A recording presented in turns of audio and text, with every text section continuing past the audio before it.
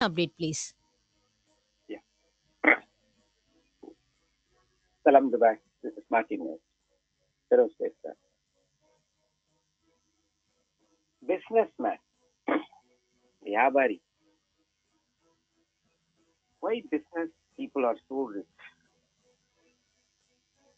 Because they take risk. They earn profit. இதான் ஒரே வரியில சொல்ல போனா அவங்க ரிஸ்க் எடுக்கிறாங்க, லாபம் சம்பாதிக்கிறாங்க. உலகம் ஃபுல்லா வியாபாரி தான் பணக்காரன். எந்த இடத்துலயும் வியாபாரம் பண்ணாதவங்களை தவிர வேற யாராலையும் ரிச் பீப்புள் ஆக முடியாது. World's richest man is business man. Any countries richest man is business man. டெஃபினட்டா ஒரு எம்ப்ளாயி ஆக முடியாது. ஒரு ப்ரொஃபஷனல், ஒரு டாக்டரோ ஒரு இன்ஜினியரோ ஆக முடியாது. Because he takes risk. அவங்க பண்ற வேலை என்ன? he takes risk. calculated risk. இதான் பாயிண்ட். அதான் அவங்க மிகப்பெரிய பணக்காரர்களா இருக்காங்க. ரிச் பீப்புளோட இன்னொரு விஷயம் என்னன்னா, அவங்க தப்பு பண்ணாத வரைக்கும் அவங்க ரிச்சாவே இருப்பாங்க. பல தப்பு இருக்கு. அதிகமா கடன் வாங்குறது, தெரியாத பிசினஸ்குள்ள நுழையிறது, இந்த மாதிரிலாம் நிறைய விஷயங்கள் இருக்கு. நான் சொல்றது சாதாரண பிசினஸ் மேன் எல்லா காலமும் அவங்க ரிச்சா தான் இருப்பாங்க. Because they have business.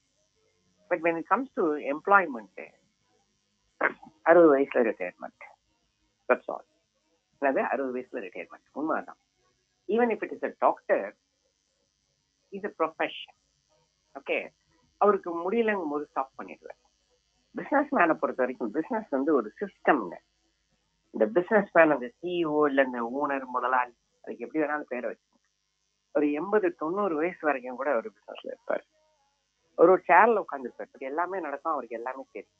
ஏன் நம்ம சமீப காலமா திருச்சியில ஒரு பிரபல டெக்ஸ்டைல் சாரதாஸுடைய ஓனர் கிட்டத்தட்ட 90+ இறந்து போனார். பெரிய மனுஷன். அவரு எனக்கு தெரிஞ்சுங்க ஒரு வருஷம் 2 வருஷத்துக்கு முன்னாடி கூட பர்ச்சேஸ்க்கு அவர் போவார். எங்க நார்த் இந்தியாவுக்கு பர்ச்சேஸ்க்கு அவர் போவார் 90 வயதுகள்ல. அப்புறம் முடியல கொஞ்சம். அப்பா என்ன பண்ணாரு, எங்கேயும் போய் முடங்கி போயிட்டார். உட்காந்துருப்பாரு சேர்ல, எல்லாமே நடக்கும். ரிட்டையர்மெண்ட் கிடையாது, மூளை வேலை செய்யும். அவரு ஏற்படுத்தி தந்த அந்த சிஸ்டம், நான் அவரை சும்மா உதாரணமா சொல்றேன். இந்த மாதிரிதான் நிறைய பேர்கள் எங்க ஊர்லயே இருக்காங்க. என் கிராண்ட் ஃபாதரே கூட சொல்லலாம். அந்த சிஸ்டம், பிசினஸ் இஸ் சிஸ்டம். அந்த சிஸ்டத்தை கிரியேட் பண்ணிட்டா அந்த சிஸ்டம் பணம் அள்ளி அள்ளி அள்ளி கொடுத்துக்கிட்டே இருக்கும். அதுக்கு ரிஸ்க் எடுக்கணும், கால்குலேட்டட் ரிஸ்க் எடுக்கணும். அது மைண்ட் சொல்லி கொடுத்துரும். ஃபர்ஸ்ட் தான் புரியாது. ஒன்ஸ் அதுல அப்படியே உள்ளே இருக்க இருக்க இருக்க என்ன சொன்னோம், மைண்ட் கால்குலேஷன். ஓகே, இந்த இடத்துல இவ்வளவுதான் நம்ம லூஸ் பண்ணுவோம், ஆனா கெயின் இவ்வளவு பெருசா நடக்கும். லூஸ் பண்ணா நமக்கு அஃபோர்டபுள் லூஸ் இருக்கா, இந்த லாஸ் நம்மளால அஃபோர்டபுள் லாஸ் தான் நம்மளால ஃபாலோ பண்ண முடியும். Take risk. இப்படிதான் அவங்க பண்ணுவாங்க. இதுதான் நான் சொல்ல வரேன் உங்களுக்கு. நீங்க அவங்க இடத்த தொடரணும்னா you have to take calculated risk. நீங்க எல்லா காலமும் லாபம் தான் வரணும்னா அப்படி ஒண்ணும் கிடையாதுங்க. அப்ப என்ன வேணா, பிக்ஸட் டெபாசிட்ல பேங்க்ல உட்காந்துருக்கீங்க, நீங்க 7%. போன டிகேட்ல ஹையஸ்ட் 12% சீனியர் சிட்டிசன்ஸ்க்கு. இந்த டிகேட்ல ஹையஸ்ட் இந்த 7%. அடுத்த டிகேட்ல ஹையஸ்ட் 3% இருக்கும். இவ்வளவுதான். இது கால்குலேட்டட் ரிஸ்க் ஏன் எடுக்கணும்னா, நீங்க எடுத்துதான் ஆகணும். நான் பெரிய ஆளா வரணும், you have to take risk. இது நம்மளால எல்லாருக்கும் பிசினஸ் பண்ற வாய்ப்பு கிடையாது. அதனால அடிக்கடி சொல்லுவேன், பிசினஸ் பண்ற வாய்ப்பு கிடையாது, உங்களுக்கு மார்க்கெட் மட்டும்தான். பிசினஸ்ல இன்வெஸ்ட் பண்றது தானே. அப்போ அதுல எடுக்க போற ஹையஸ்ட் ரிஸ்க் நீங்க என்ன, அது கால்குலேட்டட் ரிஸ்க் என்ன? அதுல எடுக்க போற கால்குலேட்டட் ரிஸ்க் என்ன தெரியுமா? நமக்கு தெரிஞ்சதை செய்யணும், தெரியாத செய்யக்கூடாது. மார்க்கெட் விழுவுமா எந்திரிக்குமா, இந்த இடம் உங்களோட இடம் கிடையாது. மார்க்கெட் விழவும் செய்யும், எந்திரிக்கவும் செய்யும்.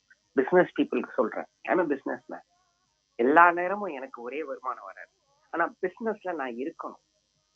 எவ்ரிடே நான் பிசினஸ்ல இருந்தா போதும், நான் பெரிய ஆள் ஆயிடுவேன்னு எனக்கு தெரியும்.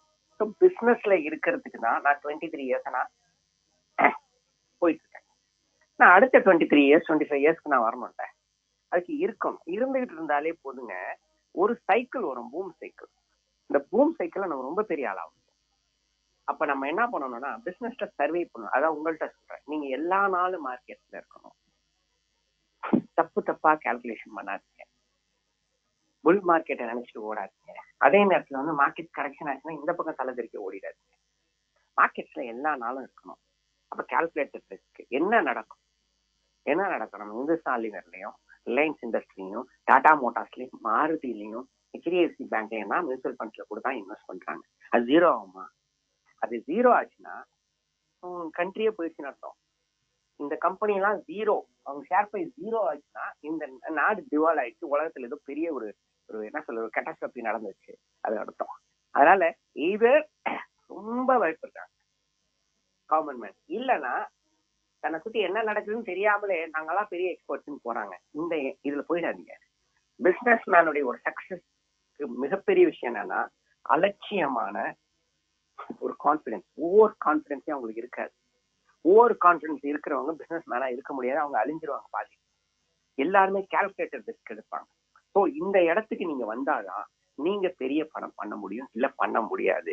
இது மைண்ட் செட்டுங்க. உங்களை ப்ராடக்ட் ஜெயிக்க வைக்காது, மைண்ட் செட் ஜெயிக்க வைக்கும். மைண்ட் செட்டை சேஞ்ச் பண்ணுங்க. தேங்க்யூ.